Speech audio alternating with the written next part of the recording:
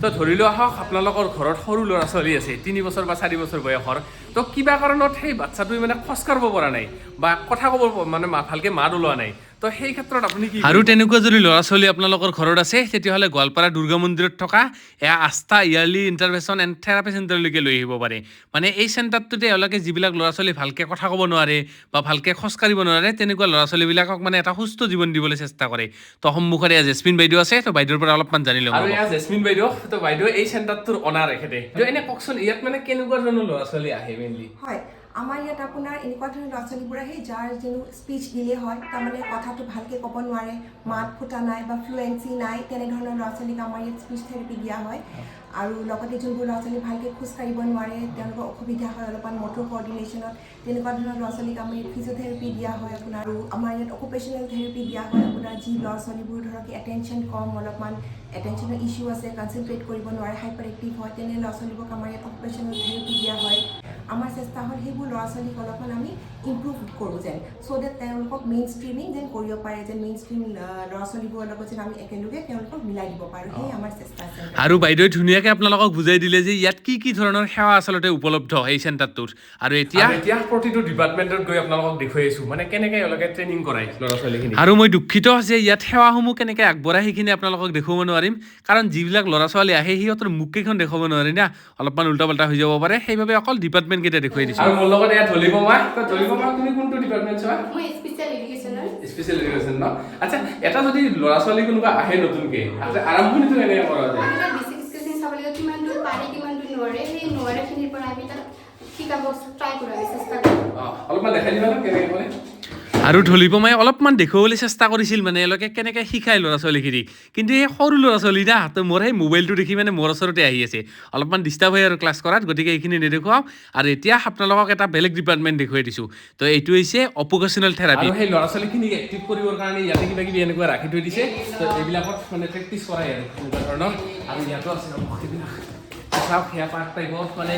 অলপমান তেওঁলোকক মনোৰঞ্জন দি মানে কামখিনি কৰাই আৰু এই ডিপাৰ্টমেণ্টৰে এজন ছাৰ আছে তো ছাৰৰ পৰা জানি লওঁ ৰ'ব সেই বস্তুবিলাক কেনেকৈ কি কৰাই নকৰাই সেইখিনি অলপমান জানি লওঁ ইয়াত ডক্টৰ দীপু ৰমন আছে তো এখেতে বিহাৰৰ হয় অসমীয়া ভালকৈ বুজি নাপায় তো ছাৰ আপোনাৰ ডিপাৰ্টমেণ্ট কौन सा है मेरा ऑक्यूपेशनल थेरेपी डिपार्टमेंट है उसका मतलब सर ये सर ये क्या होता है कि किसी भी ऑक्यूपेशन बेसिस पे जैसे किसी भी बच्चे एज जो भी एज का है उसका बच्चे का एज में जिसका भी ऑक्यूपेशन है जो बच्चे का एज जैसे 3 ईयर है 4 ईयर है या अगर 4 ईयर के बच्चे हैं तो वो कूद सकता है जंप कर सकता है उस ऑक्यूपेशन में किसी भी प्रॉब्लम होता है तो उसको आइडेंटिफाई करते हैं कि कहाँ पे उसको प्रॉब्लम हो रहा है ये मेरा डिपार्टमेंट रहता है कि उसको कहाँ पे प्रॉब्लम हो रहा है उससे ये काउंसलिंग करने से पता चलता है कि पेरेंट्स से भी पता चलता है कि कहाँ पे प्रॉब्लम हो रहा है जैसे फाइन मोटर एक्टिविटी हुआ या ग्रॉस मोटर एक्टिविटी हुआ जैसे फाइन मोटर एक्टिविटी में जैसे कुछ हो गया कि जैसे पेन पेंसिल नहीं होल्ड कर पा रहे हैं बच्चे तो उस चीज़ को हम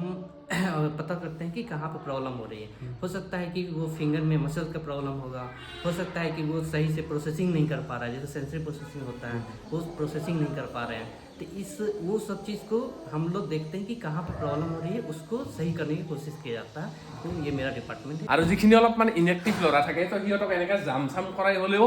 মানে খেলব চেলব দি হ'লেও মানে এক্টিভ কৰাই দিয়ে এওঁলোকে আৰু এক কথাত ক'বলৈ গ'লে যিবিলাক ল'ৰা ছোৱালী ভালকৈ কথা ক'ব নোৱাৰে বা খোজ কাঢ়িব নোৱাৰে বা বয়স 6 বছৰমান হৈছে কিন্তু 2-3 বছৰীয়া ল'ৰা ছোৱালীৰ নিচিনা ব্যৱহাৰ আইকিউ কম থাকে তো সেইবিলাক ল'ৰা ছোৱালীক যদি ইয়ালৈ লৈ আহে তো এওঁলোকে সেই ল'ৰা ছোৱালীবিলাকক এক্টিভ কৰিবলৈ চেষ্টা কৰে মানে এটা সুস্থ জীৱন দিবলৈ চেষ্টা কৰে আৰু ইয়াতে সেই জিমত থকাৰ দৰে এখন চাইকেলো আছে যিখিনি মানে ফিজিঅ'থেৰাপি যে কৰা হয় তো ইয়াতে এনেকৈ চাইকেল চলাব দিয়া হয় আৰু এই চেণ্টাৰটোত বহুতকেইটা ডিপাৰ্টমেণ্ট আছে নহয় তো তাৰে ভিতৰত আৰু এটা আপোনালোকক ডিপাৰ্টমেণ্ট দেখুৱাই দিছোঁ মোৰ লগত ইয়াত ৰাজশ্ৰী শৰ্মা আছে ৰাজশ্ৰী তোমাৰ ডিপাৰ্টমেণ্টটো কি এইটো মোৰ speech language pathology speech therapy কৰোৱা হয় আৰু মানে কেনেকুৱা ধৰণৰ ল'ৰা ছোৱালী আহে ইয়াত আপোনাৰ হিয়াৰিং ইম্পেয়াৰ্ড চাইল্ড অটিজিম হওক আপোনাৰ ADHD চেৰেব্ৰেল পালচি এনেকুৱা বাচ্চাক স্পীচ থেৰাপি কৰোৱা হয় তেওঁলোকক মানে আপোনাৰ কথা কোৱাৰ কাৰণে ট্ৰেইনিং দিয়া হয় তো ৰাজশ্ৰী এই বাবুই মানে প্ৰথমতে যেতিয়া ইয়াত আহিছিল তেতিয়া মানে কেনেকুৱা ধৰণৰ আছিল তেতিয়া মানে ই আপোনাৰ চাউণ্ডটো গম নাপায় কোনটো চাইডৰ পৰা আহিছে কি চাউণ্ড আহিছে একো গম পোৱা নাছিলে এতিয়া মানে কি লাহে লাহে চাউণ্ডলে ডিছক্ৰিমিনেট কৰিব পৰা হৈছে কোনটো কি চাউণ্ড হয় এতিয়া আপোনাৰ মেকুৰী মাতিলে কি গম পায় এইটো মেকুৰীৰ চাউণ্ড হয় বা কুকুৰে মাতিলে কি গম পোৱা হৈছে এইটো মেকুৰীৰ চাউণ্ড এইটো কুকুৰৰ চাউণ্ড এতিয়া লাহে লাহে ডিছক্ৰিমিনেট কৰিব পৰা হৈছে বস্তুবিলাক কথা ক'ব পৰা নাছিল প্ৰথমতে নাই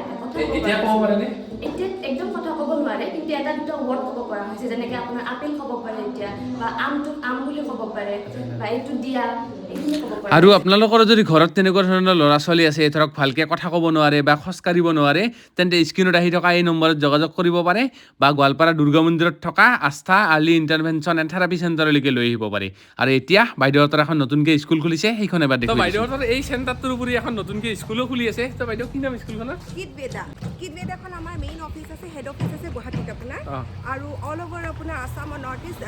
50খন চেণ্টাৰ আছে আৰু গোৱালপাৰা ডিষ্ট্ৰিক্টত এখন প্ৰথম চেণ্টাৰ হয় আমাৰ তো ঠিক আছে এবাৰ আপোনালোকক স্কুলখন দেখা আৰু সন্মুখত সেইখনে হৈছে বাইদেউহঁতৰ স্কুলখন মানে নতুনকৈ খুলিছে তো ইয়াত ক্লাছ আৰম্ভ হোৱা নাই অকল এডমিশ্যনে চলি আছে মানে আৰু এই স্কুলখনৰ প্লে গ্ৰুপৰ পৰা আৰম্ভ কৰি কেজি মানে আপোনালোকৰ ল'ৰা ছোৱালীখিনিক ইয়াতে 4 বছৰ পঢ়াব পাৰিব শাৰীবিলাক কি পাৰ্ক টাইপ বনাই থৈ দিছে আৰু এবাৰ আপোনালোকক ক্লাছৰুম কেইটা দেখাই দিছোঁ তো স্কুলখনৰ এটা ক্লাছৰুম দেখাই দিছোঁ তো বাইদেউ এইটো কি ক্লাছ হ'ব এইটো আমাৰ নাৰ্চাৰী ক্লাছৰুম হ'ব নাৰ্চাৰী ন এইটো তো বাপৰে কি ধুনীয়াকৈ ৰাখিছে মানে পাৰ্ক টাইপে লাগিছে ক্লাছৰুমটো আৰু এই ক্লাছৰুমটো নৰ্মেল ক্লাছৰুম নহয় মানে এইটো এটা স্মাৰ্ট ক্লাছৰুম হয় তো ইয়াত এনেকৈ কম্পিউটাৰে দেখুৱাই ষ্টুডেণ্টখিনিক বুজাবলৈ চেষ্টা কৰিব তো বাইদেউ এইখন অপেনিং কেতিয়াৰ পৰা হ'ব অপেনিং আমাৰ হ'ব এইটো মাহত মাৰ্চ মাহ আৰু মেইন একাডেমিক ছেশ্যনটো আমাৰ 1 এপ্ৰিলৰ পৰা ষ্টাৰ্ট হ'ব ঠিক আছে আৰু পিছপিনে আৰু ক্লাছৰুম আছে সেইখিনি দেখাই দিছোঁ তো এইটো কিহৰ ক্লাছৰুম বাইদেউ এইটো আমাৰ তো এয়াই আছিল গোৱালপাৰা দুৰ্গা মন্দিৰত থকা কিড ভেদা স্কুল মানে নতুনকৈ খুলিছে আৰু এডমিশ্যনো চলি আছে তো আপোনালোকৰ যদি ল'ৰা ছোৱালীক ইয়াত পঢ়াব বিচাৰে তো স্ক্ৰীনত আহি থকা এই নম্বৰকেইটাত যোগাযোগ কৰিব পাৰে মানে এডমিশ্যন